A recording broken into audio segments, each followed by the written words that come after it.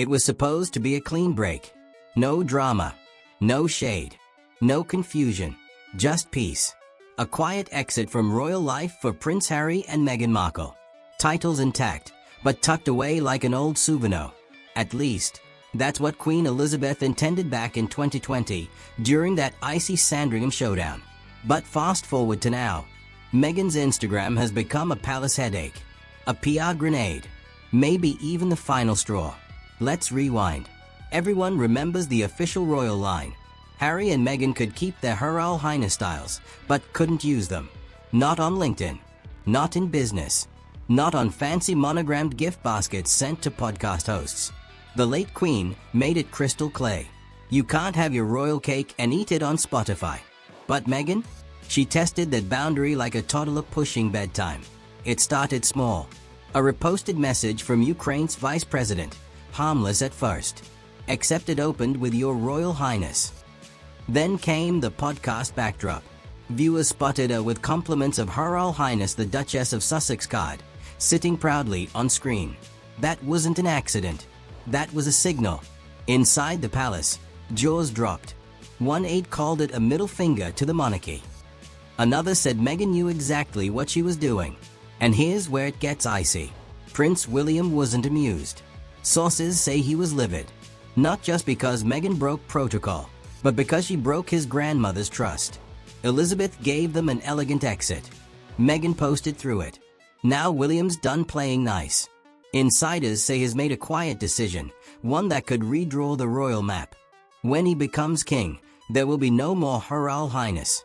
Not for Harry. Not for Meghan. Not in private. Not in public. Nowhere. It's being called the new rule. And it's ruthless, even by royal standards. Behind palace gates, whispers have stopped. The Sussexes aren't seen as wayward family anymore. They are seen as liabilities. Whispers turned into plans. Drafts were written. Legal options explored. This isn't just about punishing Meghan over a note card or Instagram story. It's about drawing a permanent line. After years of royal soap opera, the monarchy wants its control back. Its dignity. Its brand. And what better way than to strip the Sussexes' most powerful weapon, their royal legitimacy. Without the Her Royal Highness, they lose more than etiquette. They lose leverage. They lose prestige, the kind that keeps Netflix calling and publishers bidding. Without the title, they are not former royals building a new future. They are just exiles with a copyright problem. In royal life, optics are currency. And Her Royal Highness, that's the black card. It opens billionaire doors. It makes charity events headline news. It adds 7 zeros to your next project. So when Meghan used it, that wasn't a name. It was a power move. But William's done with the games. And so is King Charles. Palace sources say that earlier this year, after another media storm around Meghan's Duchess of Compassion rebrand, the king snapped. He reportedly told aides he was tired of the circus and quietly gave the green light for the new rule to begin. That's when the machine started turning. No statements. No drama. Just cold, royal precision tightening the screws. Because once that crown sits on William's head, it's game over. The Sussexes won't just be out. They'll be erased. Hard to believe how fast it all changed. A few years ago, they were the crown's golden rebels, shaking traditions, signing Netflix deals, doing Oprah interviews in lush California gardens. Now, they are watching their royal power fade, post by post, title by title. But now, they are scrambling. Because this so-called new rule isn't a petty vendetta. It's a coordinated palace takedown, quiet, calculated, and devastatingly effective. According to insiders, Meghan's reaction was pure fury, screaming into phones, threatening to go nuclear with another tell-all, blaming the monarchy for sabotaging her career. Her team went into emergency mode, PR experts, lawyers, branding consultants, all scrambling to stop the collapse. But the damage was already done. Her empire was built on borrowed status. And that borrowed time just ran out. Even her most loyal Hollywood allies started backing away. Executives who once saw her as a feminist icon with royal sparkle now saw a liability wrapped in lawsuits and headline fatigue. Because without the Her Royal Highness, without the titles, without the mystique, what's left? Just another celebrity trying to turn personal drama into content. And Harry? He's stuck in the middle, a ghost between two worlds. Torn between the palace that raised him and the California kingdom he helped build.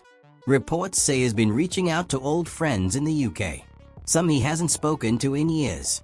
But the silence is deafening. People haven't forgotten Spare. They haven't forgotten the Netflix confessions, the leaked texts, the accusations that turned family feuds into public theater. Inside the palace, staff call it the final unraveling. Because from the moment Harry and Meghan walked out, the monarchy had one mission: protect the brand. At first, they played nice. Diplomacy, distance, dignified silence. But that only worked for so long. Every time Meghan used that Her Royal Highness style on a letterhead or slipped it into a podcast prop, it chipped away at the Queen's carefully negotiated terms. Then came the podcast with Jamie Kern-Lima. That gift basket in the background, signed Her Royal Highness. That wasn't a mistake. That was a day. William didn't flinch. If anything, it made his resolve stronger. Royal insiders say he sees the Sussexes' behavior as a direct betrayal, not just to the Queen, but to the monarchy itself. And that's not something he's willing to forgive. One source put it bluntly: William doesn't see Harry as his brother anymore. He sees him as a risk. And when a future king sees you as a risk, you don't just lose your seat at the table. You get written out of the story. But here's where it gets darker. This isn't just about titles or status. It's about erasure. Royal lawyers are reportedly exploring ways to go further, to strip the Sussexes of every remaining title, including Duke and Duchess of Sussex. That would mean Harry and Meghan become, quite literally, Mr. and Mrs. Nobody. No rank, no recognition, no ceremonial place in royal events. Just two outsiders looking in. The irony? That's exactly what Meghan once claimed she wanted: independence, privacy, freedom from royal control. But now that it's being handed to her completely, she's panicking. Because without the crown's shadow, there's no spotlight. Just an echo. And it's not just the palace playing hardball anymore.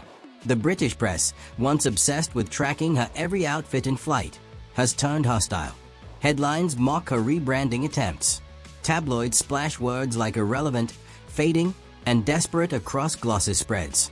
Even American audiences, once captivated by her underdog story, are losing interest. Comment sections are brutal.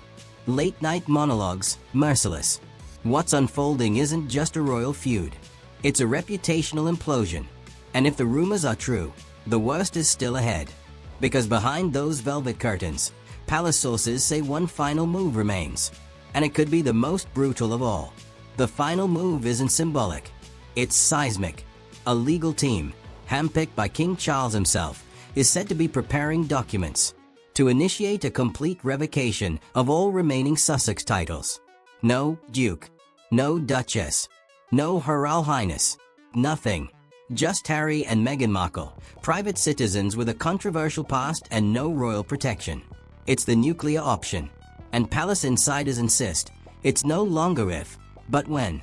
The logic is brutal, but clear. The monarchy's survival depends on legacy and discipline.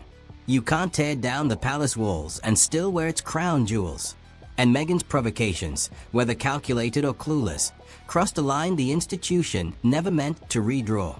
What was leniency under Queen Elizabeth has hardened into zero tolerance under King Charles and the future King William.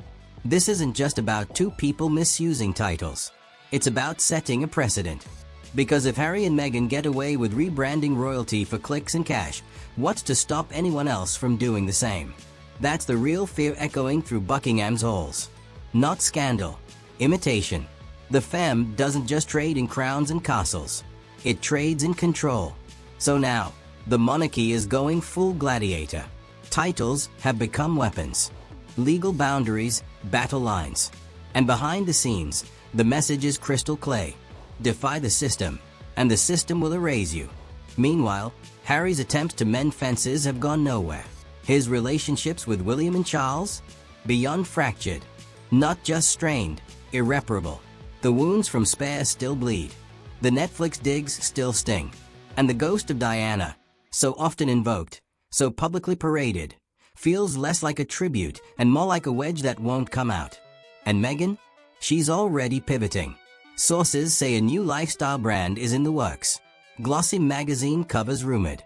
Buzz of a spiritual memoir. A podcast revival.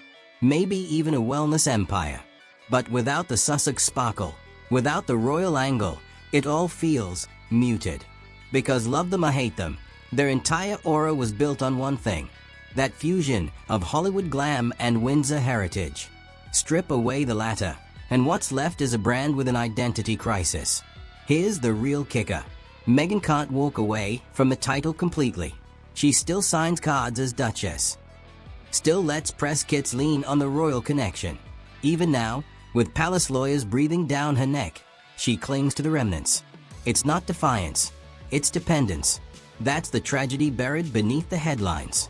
They didn't want the crown's responsibility, but couldn't resist its shine.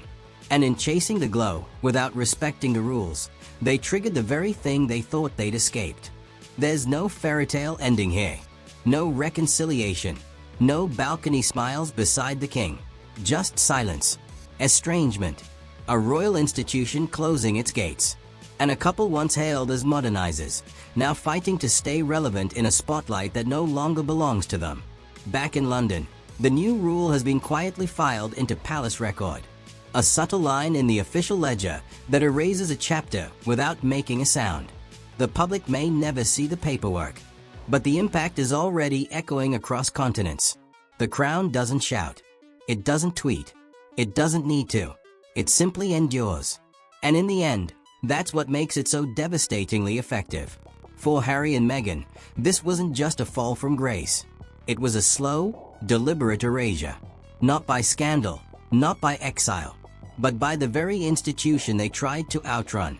Now, with the gates closed, the titles gone, and the silence deafening, one truth remains undeniable. The monarchy won.